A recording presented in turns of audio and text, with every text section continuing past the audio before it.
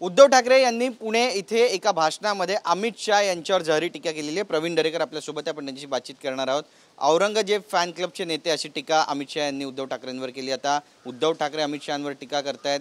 अहमद शाह अब्दाली यांचे जे वंशज आहेत ते तशी टीका त्यांच्यावरती केली आहे। अमित शाहांवर काय म्हणाल?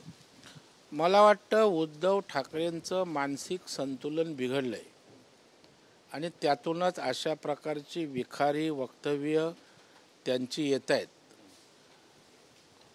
त्यामुळे ते पूर्णपणे भैसटलेले आहेत। मला वाटतं उद्धव ठाकरे म्हणण्यापेक्षा उद्ध्वस्त ठाकरे असंच त्यांना त्या ठिकाणी म्हणावं लागेल। नक्कीच, पण अहमद शाह अब्दाली यांचे राजकीय वंशज आहेत अमित शाह, अशी ही टीका आहे।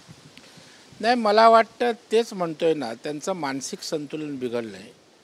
तुम्ही कोणाचे वंशज आहात आणि त्यांनी काय विचार दिला होता, पहिले त्याची आठवण करा आणि मग दुसऱ्याला अशा प्रकारच्या उपमा देण्याचा प्रयत्न करा। नक्कीच, पण काही दिवसांपूर्वी त्यांनी वक्तव्य केलं होतं, एकतर तू राहील किंवा मी राहीन, पण आता ते म्हणतायत की ढेकणाला मी आव्हान देत नाही, हे मी भाजपबद्दल बोललो होतो। आव्हान देण्याकरता ताकद लागते, क्षमता लागते, परिश्रम घ्यायची तयारी लागते। आता उद्धव ठाकरेंकडे याच्यापैकी काहीच नाही आहे। बाहुत बळ असायला लागतं, अंगठ्यात ताकद असायला लागते। आता अंगठा दाबल्यावर ढेकून तर मारायला पाहिजे, ढेकून पण मारू शकत नाहीत ते, त्या ठिकाणी अंगठ्याने दाबून चिरडण्याच्या गोष्टी करतायत। मला वाटतं उसनं अवसान उद्धव ठाकरे आणताना दिसत आहेत। बाळासाहेब देवरस यांचं देखील त्यांनी उदाहरण दिलेलं आहे। बाळासाहेब देवरस यांनी जे काही म्हटलं होतं, इस्लाम आणि पैगंबर, संघाला कधीही विरोध नव्हता संघाचा यांना, पण हा संघ मान्य नाही का अमित शहांना, असा थेट प्रश्न विचारला आहे। अमित शहांना भाजप मान्य आहे, संघही मान्य आहे। त्यामुळे भारतीय जनता पार्टी संघाची विचारधारा हिंदुत्वाची त्या ठिकाणी पुढं नेत असतो आणि त्याच्यामुळे अमित शहांना सांगण्याची आवश्यकता नाही, शिकवण्याची आवश्यकता नाही। अमित शहांना संघही माहीत आहे आणि भारतीय जनता पार्टीची कार्यप्रणालीही माहीत आहे।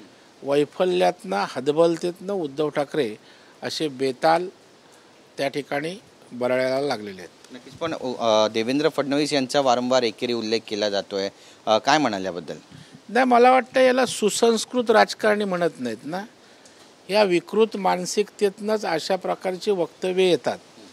आता आम्हाला पण त्यांना तू मिमी करायला किती वेळ लागतो, आम्ही त्यांना एकेरी बोलू शकतो, पण महाराष्ट्राला एक राजकीय संस्कृतीने परंपरा आहे।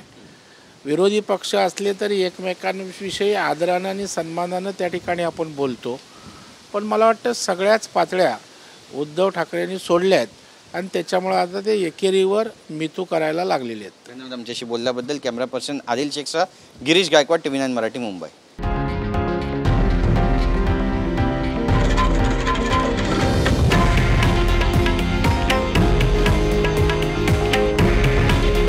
हे आहे देशातील नंबर 1 न्यूज नेटवर्क आणि आपण पाहत आहात TV9 मराठी। काळजी तुमची, हित महाराष्ट्राचं।